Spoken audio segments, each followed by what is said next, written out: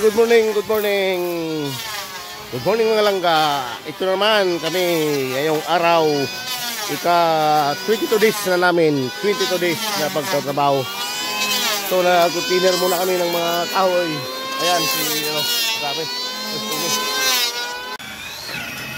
Okay, pang 22 days namin ngayon. So naglalagay na kami ng mga pang patibay. Ayan.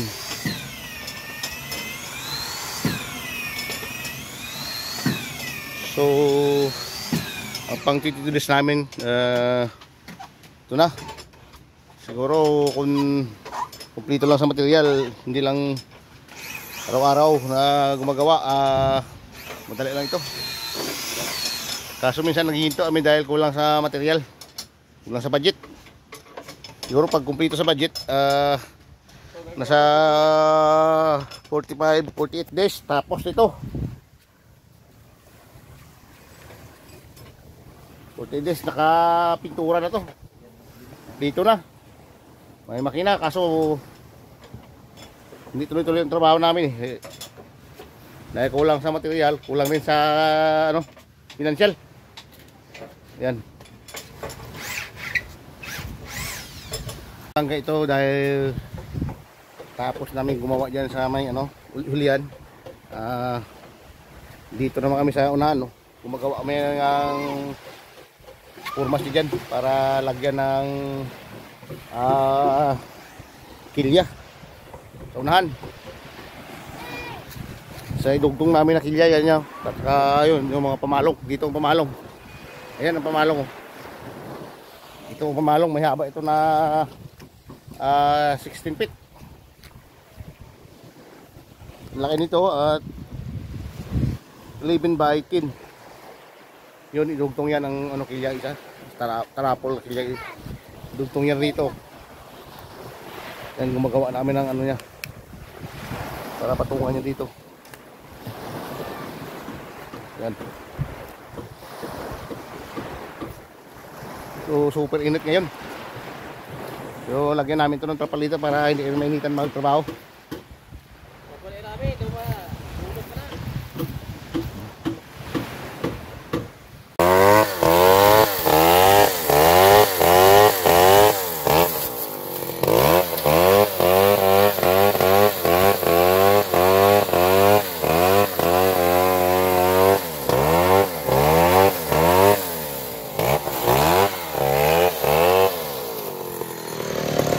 Dugtong na namin ang kilya, nalangga.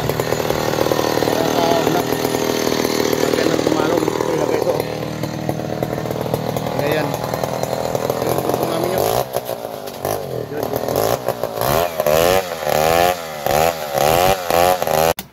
Yun na, binabawasan nila ang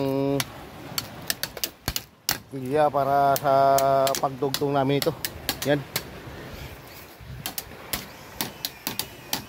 So hanggang dyan, ang haba dito ang pamalong. Tunahan.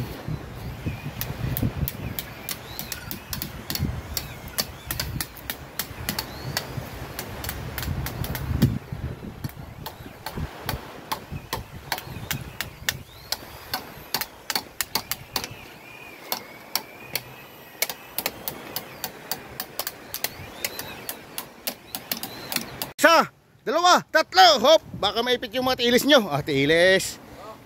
Ito, malangga. Ito, malaking kilya. O, tira. Isa, dalawa, tatlo. Pang pang dugtong sa kilya. Sige. Mga kamayes nyo, mga kamayes, baka maipit mga kamayes. Hop. Isa pa. Mga kamayes. Laglahugin na.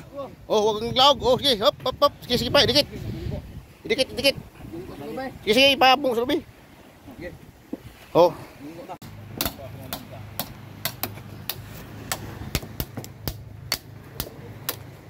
Ito, malangga para magdugtong ito. Binabawasan yan. Iya.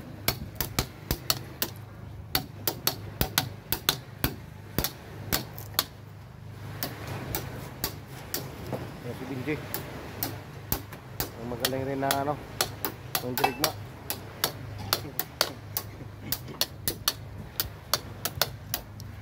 Ayan, si Pato, yung magaling mag-Tagalog. To, yung ano sabi mo to? Yung masabi mo?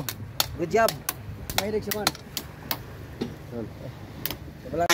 Okay mga langga, i-effort ko kayo sa bangka sa ginawa namin sa pang 22 days namin, i-effort ko kayo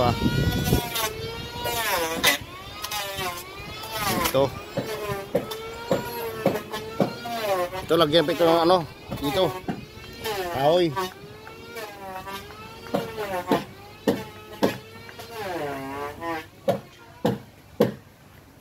Tapos na dito tapos na ito may ano pa to, may malaking kahoy pa dito.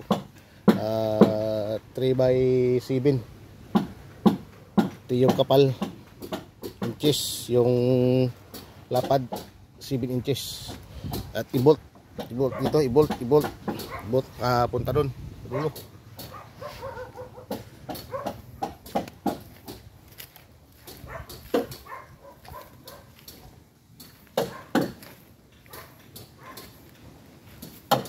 Stumi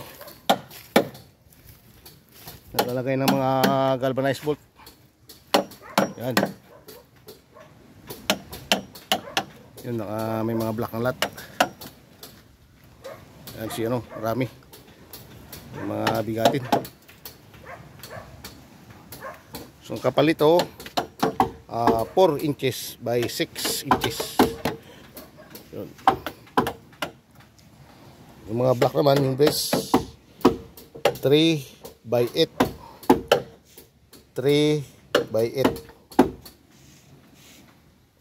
ang ginagamit na bolt galvanized 5/8.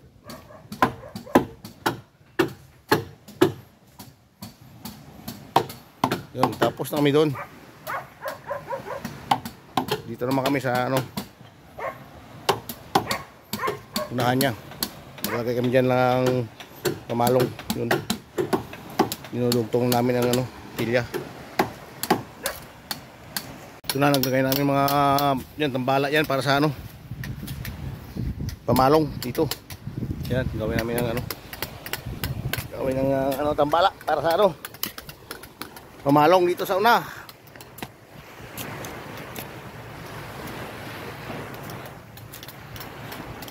Yan si Tommy, dugtong namin ito mamaya dyan.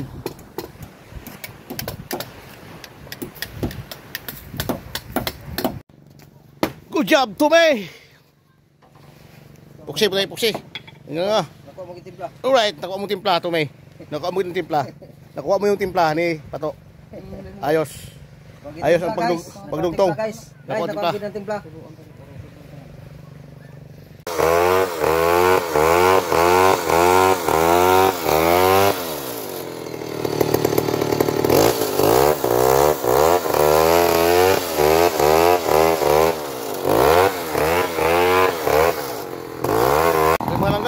Hanggang dito lang muna kami sa ika-22 na araw namin paggawa ng lansa. Ay, time is 4:30.